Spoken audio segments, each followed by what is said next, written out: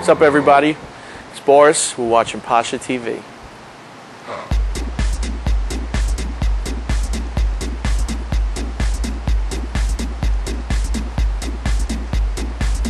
Hi everyone, it's Carrie Mason. I'm here. I'm sitting at the bar upstairs in Pacha, and this is Pacha TV. Today we are with my friend and yours, DJ Boris. Yay! Hey, what's up, Carrie? What's up? Hi! What's up? Okay, so we're here to talk today about a few really exciting things. The first of which is The CD? the new CD. The new one. A compilation every year from Boris. Yep. Tell me about Believe in Me. Believe in Me is basically, a double CD. Comes out September 9th. Everywhere. Everywhere. It's pretty much, what I do during my course of my sets. So I try to incorporate that in a 2-hour. So it starts off slow, CD1? Yeah, CD1 is pretty much of like a variety of different stuff, more some of the groovy stuff, Let's see what's on some here. vocals. Uh-huh. And then it progressively builds to like more of the bangers. Uh-huh. What's like the peak here on CD2? I would probably say the Radio Slave Grindhouse record. Yeah. It just gets crazy right there. What do you think's going on with stuff like Radio Slave? That's kind of unique for New York, or it's new for New York. Yeah, I mean, the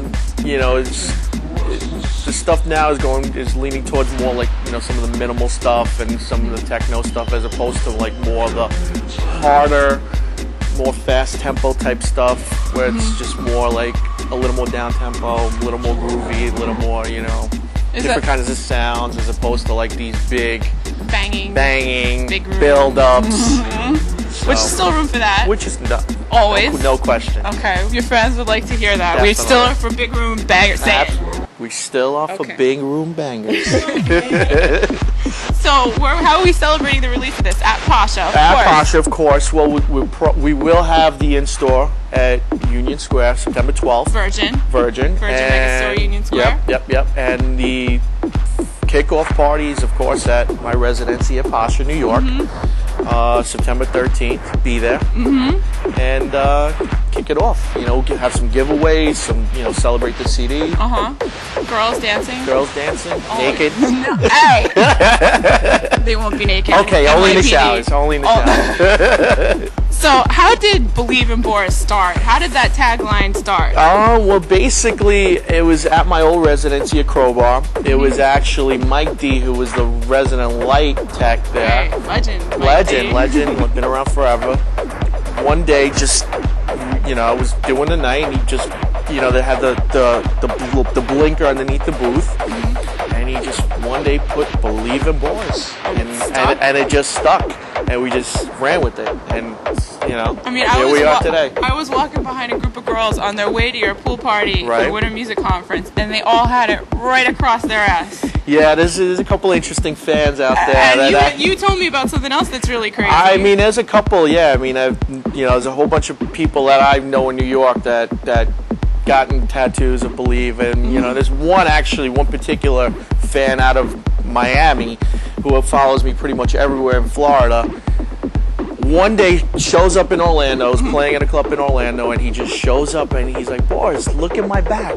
And I looked at his back, and he had Believe across his whole neck. Oh my and I was just like, how does that make you feel? I mean, it's flattering, it's nice, but at the same time, it's like, what are you going to do in 10, 15 years when you have a Believe? What happens you're not a fan of mine anymore? That'll never happen. So how did DJing start for you?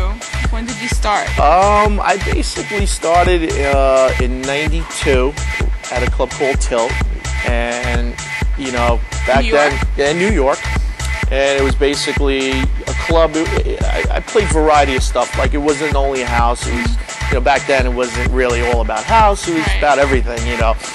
Some hip hop, some reggae, some disco, some house. I mean, it was everything, Back then, everybody was playing a variety of stuff, so it wasn't really like one genre. Did you just love music? Or? I just always was into music. I started, going out when I was about 15. The first club I actually went to was the original Tunnel and The World, which down on the Lower East Side, which is one of the great clubs of all time. Yeah. Do you remember like a night when you were there, maybe as a clubber, and you said, "All right, I want to do this"? Yeah, I mean, there was a few. You know, I can't pinpoint one particular night. I mean, as far as DJing wise, I'd probably say when I knew I wanted to become a DJ was one night at the Red Zone, just watching David Morales play. It was just, just like, I want to do this. And I was like in 90. How did your career start? Like, how did you start getting gigs? Well, basically, I actually got lucky. I linked up with the right promoter at the right time who was starting that party at Tilt. And, he was a friend. I actually gave him a demo. He called me a couple of days later. He's like, yo, starting this new party. Would you be interested in doing it? And I'd be like, sure, I'd love to do it. And that's just history. Yeah, party went on for like 2 years. And, it was a pretty successful party back then. And, after that, I just started getting gigs. When did you start crossing over into house or the sound that you're known for most now? I would probably say in 96, more or less, it was probably during the Expo, and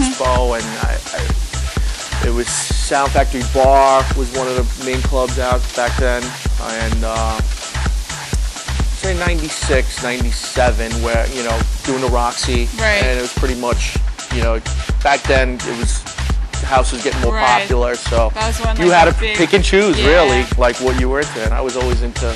Yeah, the city back then was really like about anthems and big room and all that stuff, right? A lot of DJs, a lot of clubs. Well, some of the Todd Terry stuff was, that's when it all hit. So. And that kind of combined hip hop and house and everything. It was like the bridge. Right, exactly. So when did you meet Rob Fernandez of Pacha? Who would go on to affect your career in all kinds of ways? Well, we met probably in 96, and, he was actually the doorman at Sound Factory Bar, and, I was always going down Wednesday nights, and pretty much, we started becoming friends, and, I was always coming to the party, and I would always see him. He would always let me in. And that's so nice of Rob. So nice of Rob. And, ever since then, we've known each other for a long time, and, we've done, obviously, numerous events together, over the course of the...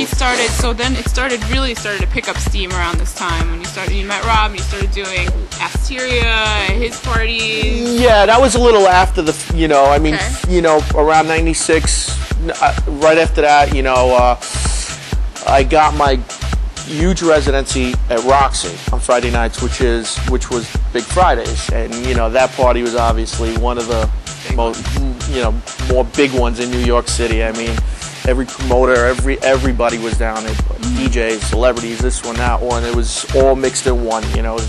Party went on from 98 to 2000, and classic. Party was a classic. So what was the vibe like there? Was it just like young people? Oh, it was. I mean, the vibe was great. You had older people. You had everyone from all across the area would just come to that party. I mean, it was another kind of crowbar type of big type of like environment where masses would come. It was like. What were your big records then? You remember? I would probably say like Veronica, Someone to Hold, and some of those kind of records like Relentless, and Do It Again. That era.